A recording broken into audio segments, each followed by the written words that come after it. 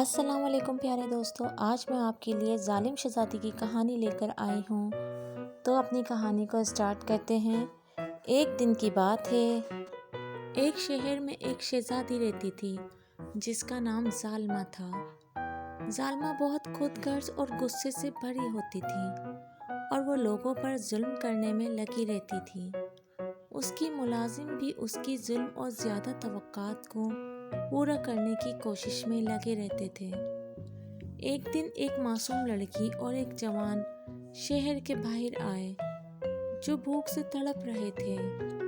ظالمہ نے دونوں کو اپنی خدمت میں رکھ لیا اور ان سے بے انصافی کام کروانے لگی۔ وہ لڑکی اور جوان اپنی مشکلات اور ظلم کے باوجود بھی ایک دوسرے کی مدد کرنے کے لیے اکٹھے ہو گئے۔ یہ دونوں نے مل کر ظالمہ کے ظلم بھری عادات کو بدل دیا اور انہوں نے شہر کو بہتر بنانے کی کوشش کی۔